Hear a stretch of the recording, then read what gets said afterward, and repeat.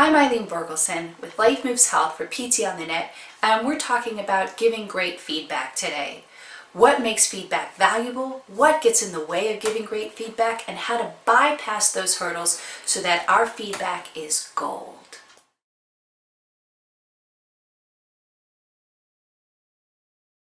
On the meter of useful, here are some examples of the low end. That was awful. That stunk. It's boring. You're boring. I hated it. I didn't like it. And even, I liked it. That was good.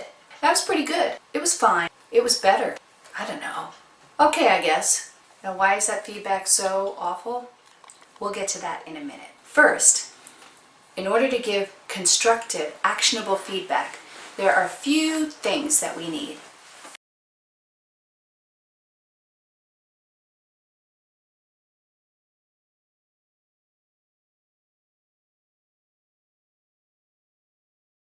First, we need to bust through the obstacles that can block a clear exchange. Missing information. Do you have all the facts from different points of view to have a well-rounded understanding of the situation? Distorted perception. Something that's really easy to have if you're missing information. Convoluted expression. That's when you couch something so that what you say is sort of hidden between all these other words so you don't recognize it anymore. Hidden agendas. Is there something going on underneath what you're saying that's driving what you're saying? A hidden agenda can be known to you or it can be unknown to you and still have a really big impact on the exchange. Hostility. That's open, blatant hostility, or even hostility that's masked. Differences in frame of reference, point of view, or cultural norms. And the biggie, listening deficiencies. More about that in another video.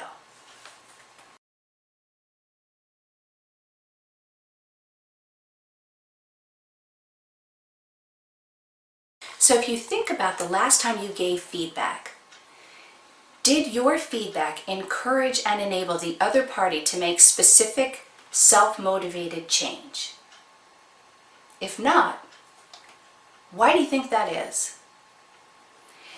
Now, in those pitfalls we spoke about just a moment ago, part of that had to do with hostility or agendas or any sort of other thing that might convolute the understanding two people have in coming into that exchange where feedback can take place. So ask yourself, what was going on underneath your intention to give that person feedback that might have changed the course of that exchange?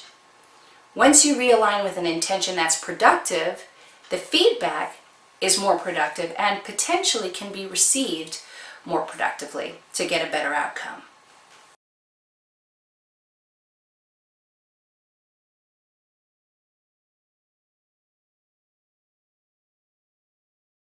Now that you've got your sense of connection to that intention, there are a few other things that are helpful. Check your ego at the door and remember that the focus is on the other party and their success. So yes, even if you're right, but do they really need to focus on that, or do they need to focus on that change that you think that they ought to make?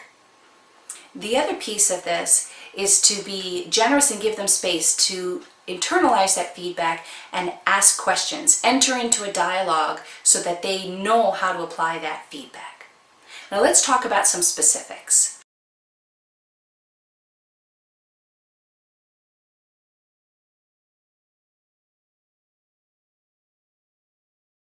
The what about the what, and the why is a great template for giving excellent feedback time after time when somebody asks for your input.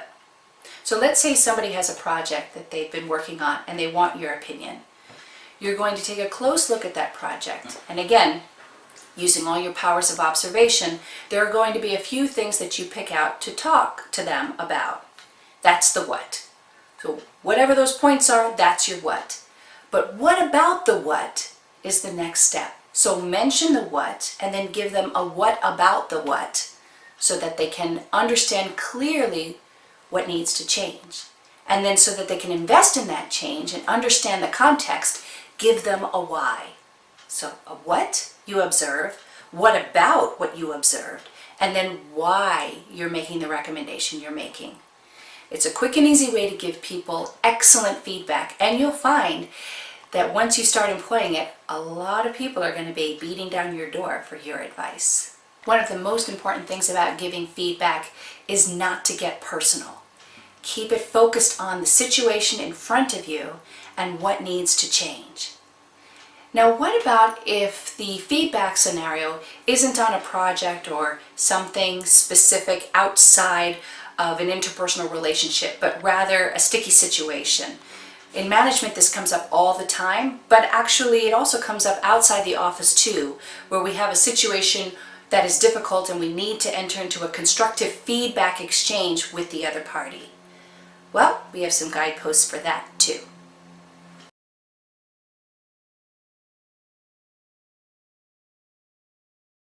If you enjoyed this video, please hit the like button.